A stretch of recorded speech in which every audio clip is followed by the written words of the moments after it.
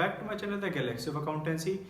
आज की इस वीडियो में क्लास 12 का चैप्टर नंबर फर्स्ट पढ़ने वाले हैं, जो हमारी थर्ड बुक में से रहने वाला है। थर्ड बुक के चैप्टर नंबर फर्स्ट में हमने काफ़ी चीज़ें पहले पढ़ चुके हैं, जिसमें हमारी बैलेंस शीट का फॉर्मेट था।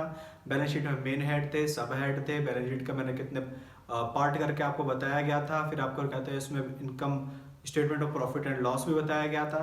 लेकिन आज जो हम बात करने वाले हैं वो है हमारा बैलेंस शीट में जो सब हेड है, सब हेड के अंदर आने वाले एग्जाम्पल्स के बारे में। सारे एग्जाम्पल्स मैंने आपके सामने यहाँ पे बोर्ड पे लिख रखे हैं, तो चलिए इसे एक एक करके यहाँ पे देखना स्टार्ट करते हैं। मैं आपको पढ़ के समझाता हूँ कि यहाँ पे कहते हैं कौन कौन से एग्जाम्पल किस सब हेड के अंडर में आएंगे। तो देखिए सबसे पहले आपको यहाँ पे अपना सब हेड दिख रहा होगा, शेयर कैपिटल। अब शेयर कैपिटल के अंदर क्या आने वाला है, इक्विटी शेयर कैपिटल और प्रेफरेंस शेयर कैपिटल। इसका मतलब जितने भी इक्विटी शेयर आपने इशू करे हैं और जितने भी प्रेफरेंस शेयर आपने इशू करे हैं और जितने के पैसे आपके पास आ चुके हैं, वो सारे कहाँ पे किस सब हेड के अंदर लिखे जाएंगे, यहाँ पे शेयर कैपिटल के अंदर में। कौन से वाले शेयर के बारे में, इक्विटी और प्रेफरेंस, केवल इन दोनों के बारे में। फिर हम बात करते हैं यहाँ पे हमारा जो सेकंड सब हेड है, reserve and surplus. Reserve and surplus भी हमारा शेयर होल्डर फंड के अंदर में आता है, और शेयर होल्डर फंड में आने के बाद इसका तो जो सब हेड है, इसके कहते हैं जो एग्जांपल्स है आपको यहाँ पे सामने दिख रहे होंगे, जिसको मैं पढ़ के बताता हूँ। Capital reserve, capital redemption reserve, security premium reserve, debenture redemption reserve, revaluation reserve, surplus is that statement of profit and loss account. देखिए यहाँ पे जितने भी आपको देख रहे हैं ऊपर, ये सारे क्या है, रिजर्व है। और यहाँ पे आप ये देख रहे हैं statement is that statement of profit and loss, ये आपका प्रॉफिट एंड लॉस का, प्रॉफिट का बैलेंस है। फिर हम इसके बाद यहाँ पे आते हैं हमारे लॉन्ग टर्म बोरिंग में। लॉन्ग टर्म बोरिंग किसके अंदर आता है, हमारा नॉन करेंट लायबिलिटी के अंदर। और नॉन करेंट लायबिलिटी क्या होती है, वो लायबिलिटी जो पूरे एक साल से ज्यादा के लिए हो, जो हमने एक साल से ज्यादा के लिए उधारी ले रखी है। लेकिन ये उधारी हमने 4 पार्ट में डिवाइड करी थी, LDOL। इसका मतलब long term borrowing, deferred tax liability, other non current liability, और L का मतलब लॉन्ग टर्म प्रोविजन। ऐसे 4 पार्ट हमने डिवाइड करे थे। तो देखिए चारों पार्ट के मैंने यहाँ पे एग्जाम्पल्स आपके सामने लिख रखे हैं। सबसे पहले देखते हैं लॉन्ग टर्म बोरिंग का एग्जाम्पल। तो लॉन्ग टर्म बोरिंग में जो आपके एग्जाम्पल्स आने वाले हैं वो आपको यहाँ पे दिख रहे होंगे, debenture, bonds, loan from bank and other parties. देखिए डिवेंचर एंड बॉन्ड्स और लोन फ्रॉम बैंक तो आप जानते हैं, लेकिन ये अदर पार्टीज, यहाँ पे ये अदर पार्टीज है क्या। अदर पार्टीज का मतलब है किसी रिलेटिव से कहते हैं आपको लोन ले लेना, या अपने फ्रेंड से ले लेना, या किसी भी कहते हैं थर्ड पर्सन से आपको लोन लेना, वो क्या लिखा जाता है यहाँ पे, लोन फ्रॉम अदर पार्टीज। फिर आता है यहाँ पे public deposits and other loan. लेकिन देखिए पब्लिक डिपॉजिट्स होता क्या है, देखिए आपने देखा होगा कि कहते हैं जो लोग बाग होते हैं वो कमेटी डालते हैं। कमेटी मतलब कहते हैं थोड़ा थोड़ा पैसा सबके सब कहते हैं जमा करते हैं, तो वो जो पैसे जमा किया था उसी को बोलते हैं हम पब्लिक डिपॉजिट्स। तो यहाँ पे ध्यान रखेंगे, ये भी क्या है, long term borrowing and other loan. जो अदर कैटेगरी के लोन है वो भी सारे किसके अंदर आते हैं, लॉन्ग टर्म बोरोइंग के अंदर आते हैं। लेकिन ये सारे लोन, ये बात आपको ध्यान रखनी है, ये 12 महीने से ऊपर के लिए होते हैं, मतलब 1 साल से ज्यादा के लिए होते हैं। फिर हम यहाँ बात करते हैं डेफर्ड टैक्स लायबिलिटी। अब ये डेफर्ड टैक्स लायबिलिटी होता क्या है, जब हमारी अकाउंटिंग इनकम टैक्सेबल इनकम से ज्यादा हो, या आपको जानना है जब हमारी अकाउंटिंग इनकम क्या हो, टैक्सेबल इनकम से ज्यादा हो, तो वो उस टाइम कहते हैं जो हमारा बैलेंस आता है वो होता है क्रेडिट, और उसी को हम बोलते हैं डेफर्ड टैक्स लायबिलिटी। तो यहाँ तक हमारे पास था डेफर्ड टैक्स लायबिलिटी के बारे में।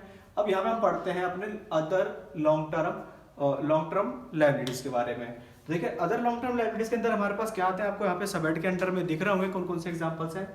Trade payable, creditor, bills payable, premium on redemption of preference and debenture. तो देखिए ट्रेड पेबल, और कहते हैं आप जानते होंगे कि ट्रेड पेबल है, ट्रेड पेबल के अंदर में ही ये 2 चीज आती है, तो क्रेडिटर और दूसरा बिल पेबल।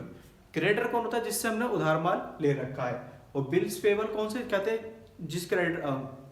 जिस क्रेडिटर को हमने एक बिल दे रखा है कि आप मैच्योरिटी डेट पे आके हमसे पैसे लेकर चले जाना, वो सब किसके अंदर आते हैं, हमारे ट्रेड पेबल के अंदर। यहाँ पे आप देख रहे हैं प्रीमियम और redemption of preference and debenture. देखिए हमने अगर किसी को प्रेफरेंस या डिवेंचर दिए हैं, और उससे हमने ये भी वादा किया है कि जिस टाइम इनकी रिडम्पशन होगी 5 साल बाद, 2 साल बाद, 3 साल बाद, तो आप जब मेरे पास ये डिवेंचर और ये शेयर लेकर आएंगे तो आपको साथ कहते हैं डिवेंचर और प्रेफरेंस शेयर की तो वैल्यू मिलेगी, लेकिन साथ में क्या दी जाएगी, एक प्रीमियम, एक प्लस पॉइंट आपको गिवन मिलेगा। तो ये इसी को बोलते हैं प्रीमियम और redemption of preference and debenture. फिर यहाँ पे आप देखते हैं हमारा 6 पॉइंट है लॉन्ग टर्म प्रोविजन। ये हमारा ये कहते हैं नॉन करेंट लायबिलिटी का सबसे लास्ट कहते हैं सब हेड है लॉन्ग टर्म प्रोविजन, जिस प्रोविजन के अंदर हमारे 3 प्रोविजन आते हैं, provision for gratuity, provision for earn leave and provision for warranty. ये 3 तरह के प्रोविजन यहाँ पे गिवन रहते हैं। फिर इसके बाद हम बात करते हैं हमारे यहाँ पे शॉर्ट टर्म बोरिंग के बारे में। तो शॉर्ट टर्म बोरिंग ये किसका सब हेड होता है आपका, करंट लायबिलिटीज का। अब देखिए करंट लायबिलिटीज के हमारे जो 4 सब हेड होते हैं उनका नाम मैं आपको बता देता हूँ, STOS। तो देखिए एस का मतलब होता है शॉर्ट टर्म बोरिंग, टी का मतलब क्या होता है ट्रेड पेबल, और ओ का मतलब क्या होता है अदर करंट लायबिलिटी, और कहते हैं एस का मतलब क्या होता है शॉर्ट टर्म प्रोविजन। तो देखिए उसके बारे में यहाँ पे हम देखते हैं।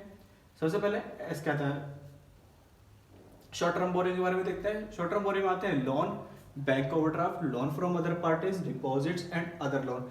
लेकिन आप देख रहे हो कि ये सारी बातें हमारी लॉन्ग टर्म बोरिंग की तरह सिमिलर दिख रही हैं, लेकिन आपको ये बात ध्यान रखनी है कि यहाँ पे जितनी भी चीजें थी वो सब थी 12 महीने से ज्यादा के लिए, और लेकिन यहाँ पे आप जितने भी देख रहे हैं ये सब क्या है 12 महीने से कम के लिए। इसका मतलब 11 महीने तक के लिए जो भी चीजें होती है वो किसमें आती है, शॉर्ट टर्म बोरिंग के अंदर आती है, जो भी लाइफ में 11 महीने के अंडर में रहती है।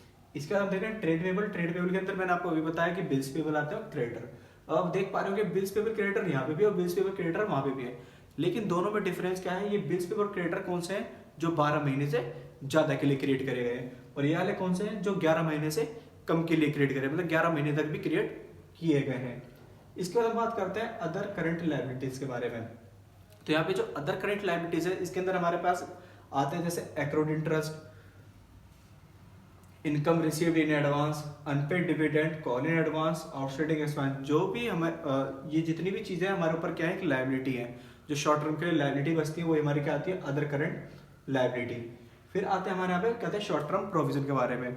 तो शॉर्ट टर्म प्रोविजन में यहाँ पे आप देखते हैं कहते हैं प्रोविजन फॉर एम्प्लॉय के लिए provision, provision for expenses, expenses के लिए प्रोविजन, प्रोविजन फॉर टैक्सेशन के लिए प्रोविजन। तो यहाँ पे हम ये सारी चीजें यहाँ पे एग्जांपल्स आपको दिख रही होंगी, आपसे जल्दी से नोट कर लीजिए।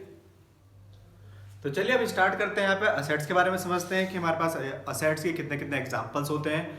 यहाँ पे सारे सारे आपके असेट्स और इसके कहते हैं सब हेड और उसके एग्जांपल यहाँ पे लिख रखे हैं। तो इन्हें देखिए लाइन से पढ़ना स्टार्ट करते हैं। यहाँ पे सबसे पहले आपको यहाँ पे दिख रहा होगा एग्जाम्पल्स ऑफ सब हेड अंडर असेट्स। असेट्स के अंडर में जितने भी एग्जाम्पल्स आते हैं सारे सारे यहाँ पे हमने लिख रखे हैं। सबसे पहले आपको दिख रहा होगा फिक्स असेट्स। फिक्स असेट्स कहते हैं ये आपका क्या है, एक सब हेड है, और इस सब हेड के अंदर इसको हम 4 पार्ट में डिवाइड करते हैं। पहला होता है टेंजिबल, दूसरा होता है इंटेंजिबल, तीसरा होता है वर्क इन प्रोग्रेस, एंड चौथा होगा इंटेंजिबल असेट्स अंडर डेवलपमेंट। तो इनको समझते हैं कि हमारे पास टेंजिबल कौन सी है, इंटेंजिबल कौन सी है, वर्क इन प्रोग्रेस कौन सी है, और इंटेंजिबल असेट्स अंडर डेवलपमेंट क्या है। तो सबसे पहले देखेंगे इंटेंजिबल असेट जो आपको दिख रही है यहाँ पे होता है लैंड। लैंड मतलब जो कहते हैं धरती होती है, भूमि। बिल्डिंग, बिल्डिंग मतलब भवन, और मशीनरी जो मशीन होती है, फर्नीचर, ये सब क्या है इसमें टेंजिबल असेट्स के अंडर में आते हैं। और इंटेंजिबल असेट्स के अंदर में क्या आता है, goodwill, brand, software and patent. Intangible assets के अंदर में आते हैं गुडविल, ब्रांड, सॉफ्टवेयर, पेटेंट। कुछ ऐसी चीजें जो हम ना देख सकते हैं और ना छू सकते हैं, लेकिन इन्हें महसूस की जा सकती है। जैसे गुडविल क्या होता है, गुडविल क्या होती है, शाख होती है। ब्रांड जो ब्रांड का नाम होता है। सॉफ्टवेयर देखो, सॉफ्टवेयर को आप रन कर सकते हैं लेकिन ना आप उसे छू सकते हैं, और कहते हैं ना ही उसे आप जल्दी से देख सकते हैं। और पेटेंट, पेटेंट क्या होते हैं, किसी भी चीज को अपने नाम पर रजिस्टर्ड कराना, उसे हम कहते हैं अपने नाम पे पेटेंट कराना। फिर इसका दिख रहा है work in progress. Work in progress में आपको दिखा रखा है असेट्स अंडर डेवलपमेंट, मतलब जो भी असेट्स अभी डेवलपमेंट में चल रही है, अभी उसमें कहते हैं डेवलपमेंट चल रहा है, वो सब किसके अंदर आती है, हमारी वर्क इन प्रोग्रेस के अंदर आती है। और यहाँ पे आप देख रहे हैं इंटेंजिबल असेट्स अंडर डेवलपमेंट, उसके लिए अलग से कॉलम है। जो भी इंटेंजिबल असेट्स है अगर वो डेवलपमेंट में चल रही है वो सारी किसमें आएगी, इसके अंदर आ जाएगी। फिर अब बात करते हैं यहाँ पे नॉन करेंट इन्वेस्टमेंट के बारे में। नॉन करेंट इन्वेस्टमेंट का मतलब क्या है कि कंपनी ने इन्वेस्टमेंट कहीं बाहर कर रखी हो। अब कंपनी ये इन्वेस्टमेंट करती कहाँ कहाँ है, यहाँ पे हम इसको देखते हैं। कंपनी इन्वेस्टमेंट करती है प्रॉपर्टी में, कोई बाहर प्रॉपर्टी खरीद ले, इक्विटी एंड प्रेफरेंस शेयर में, कि आप बाहर जाके कहीं पे इक्विटी और प्रेफरेंस किसी कंपनी के इक्विटी और प्रेफरेंस शेयर खरीद ले। Trust security, debenture and bonds, mutual fund या पार्टनरशिप फर्म में इन्वेस्टमेंट करते हैं। ये सब क्या होते हैं, हमारे इन्वेस्टमेंट, नॉन करेंट इन्वेस्टमेंट। और इनको होपफुली समझा जाता है। नॉन करेंट इन्वेस्टमेंट क्या होता है, जो 12 महीने से ज्यादा के लिए की जाती है, मोर देन 12 मंथ। जो इन्वेस्टमेंट 12 महीने से ज्यादा के लिए की जा रही है, चाहे वो शेयर्स में हो, डिवेंचर में हो, वो सब किसके अंदर आती है, नॉन करेंट इन्वेस्टमेंट के अंदर आती है। फिर इसके बाद हम बात करते हैं long term loan and advance. Long term loan and advance का मतलब क्या है, देखिए लोन तो वैसे बेसिकली किस में आते हैं हमारे उसमें लाइबिलिटीज में, लेकिन long term loan and advance का मतलब क्या है कि आपने किसी को लोन दे रखा है। आपने लोन कैसे दे रखा है, कैपिटल एडवांस दे रखा है, या कहीं पे सिक्योरिटी डिपॉजिट कर रखी है, या फिर अदर लोन एंड एडवांस मतलब किसी कहते थर्ड पार्टी को लोन दे रखा है आपने, तो आपके लिए क्या बन जाएगी वो long term loan and advance. फिर इसके बाद यहाँ पे बात करते हैं हमारे अदर नॉन करंट असेट्स के बारे में। अदर नॉन करंट असेट्स के अंदर हमारे क्या आते हैं, वो वाले ट्रेड रिसीवल जो क्या हो लंबे समय के लिए हमने बना रखे हैं। ट्रेड रिसीवल के अंदर में क्या आते हैं हमारे, ये बात ध्यान रखना, ट्रेड रिसीवल के अंदर आते हैं या तो हमारे डेटर, ये आते हैं हमारे बिल रिसीवेबल। वो डेटर और वो बिल जो एक साल से ज्यादा के लिए बनाए गए हैं वही हमारे क्या होते हैं, अदर नॉन करंट असेट्स होते हैं। इसके बाद हम यहाँ पे बात करते हैं हमारे करंट असेट्स के बारे में। तो करंट असेट्स यहाँ पे आपको दिख रहे होंगे, यहाँ पे मैंने फर्दर लिख रखे हैं सामने आपके सामने, जिसे आप पढ़ते हैं CITCSO। करंट इन्वेस्टमेंट का मतलब जो भी इन्वेस्टमेंट आपने 12 महीने से कम के लिए कर रखी है, लेस देन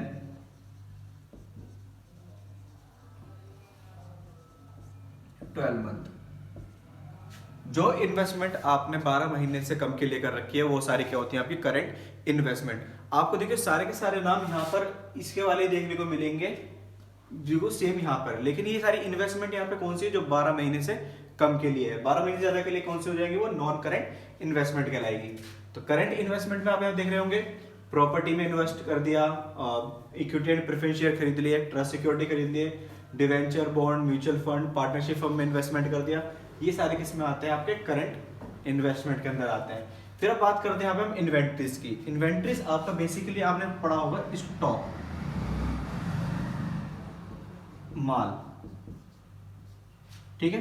इन्वेंट्रीज यहाँ पे क्या होता है, स्टॉक माल। तो माल की आपके यहाँ पे अलग अलग कैटेगरी है। कैटेगरी देखिए जो सबसे ज्यादा मेन होती है वो होता है आपका raw material, work in progress and finish goods. Raw material क्या होता है, कच्चा माल जो अभी बनने के लिए तैयार है, वर्क इन प्रोग्रेस जो माल अभी बन रहा है, और फिनिश गुड जो माल बनकर तैयार हो चुका मतलब रेडी टू सेल जो बिकने के लिए तैयार है। बाकी हमारा स्टॉक इन ट्रेड जो कहते हैं स्टॉक हमारा ट्रेड में है, store and spares and loose tool, ये सारी हमारे किसके अंदर आती है, इन्वेंट्रीज के अंदर आते हैं, हमारे इन्वेंट्रीज के एग्जांपल्स हैं। फिर आता है ट्रेड रिसीवल। जैसे ट्रेड रिसीवल मैंने आपको बताया, ट्रेड रिसीवल यहाँ पे भी थे, डेटर और बिल रिसीवर। ऐसे ट्रेड रिसीवल यहाँ पे भी है, डेटर एंड बिल रिसीवर। लेकिन आपको पता चल रहा होगा ये करंट के अंदर आ रहे थे, इसका मतलब क्या है, ये 12 महीने से कम के लिए है, अंडर 12 मंथ। अब आता है cash and cash equivalent. Cash and cash equivalent का मतलब क्या होता है, जो कैश हो और कैश के जैसा दिखता हो। तो कैश और कैश के जैसे दिखने वाला एक कंपनी में क्या होता है, वो होता है हमारा बैंक, चेक, ड्राफ्ट, कैश या फिर अदर। बैंक देखिए, बैंक में पड़ा पैसा कैश इक्विवेलेंट में आता है, चेक भी कैश इक्विवेलेंट में आता है, ड्राफ्ट भी आपका कैश इक्विवेलेंट में आता है, और कहते हैं कैश तो आपका कैश होता ही है। फिर इसके बाद हम बात करते हैं short term loan and advance. जो लोन आपने कम समय के लिए दे रखा है, जो लोन आपने एक साल से ज्यादा के लिए दे रखा था वो आप यहाँ पे था long term loan and advance में, और जो आपने कम समय के लिए दे रखा है वो आपका किसमें आता है, short term loan and advance में। जैसे लोन फॉर 12 मंथ, 12 मंथ या 11 मंथ के लिए जो भी लोन आपने प्रोवाइड करा रखा है वो आपके लिए क्या बन जाएगा, short term loan and advance. फिर इसके बाद बात करते हैं हम अदर करंट असेट्स के बारे में। अदर करंट असेट्स के अंदर में क्या आता है, कुछ ऐसी असेट्स जो कहते हैं हमें कहते हैं मिलनी थी लेकिन अभी तक नहीं मिली, जैसे एक्रूड इनकम्स होती हैं, ये फिर हमने कहते हैं प्रीपेड कर दिया, वो सब इसके अंदर आते हैं। जैसे आपने लिखा है प्रीपेड एक्सपेंसेस, आपने कोई एक्सपेंस प्रीपेड कर दिया है, पहले से पेड कर रखा है, तो आपके लिए बनेंगे वो अदर करंट असेट्स बनेंगे। डिविडेंड हो गया, डिविडेंड रिसीवेबल, जो आपको डिविडेंड मिलना था और लेकिन अभी तक नहीं मिला है, और एडवांस टैक्स, आपने टैक्स की पेमेंट क्या कर दिया, एडवांस में कर दिया। ये सब क्या होते हैं, हमारे अदर करंट असेट्स होते हैं। आप इसे नोट कर लीजिए ठीक से। आई होप सो स्टूडेंट आपको ये सब कुछ एग्जाम्पल समझ में आए होंगे, और आपको ये सब कुछ एग्जाम्पल समझ में आए तो इस वीडियो को लाइक करें, शेयर करें, और अगर आपको इसमें अभी भी कुछ डाउट बचा है तो आप कमेंट करके मुझसे पूछ सकते हैं। और अगर आप इस चैनल पे अभी भी नए हैं तो इस चैनल को सब्सक्राइब जरूर करें ताकि आपको रेगुलर अपडेट मिलती रहे। Thank you.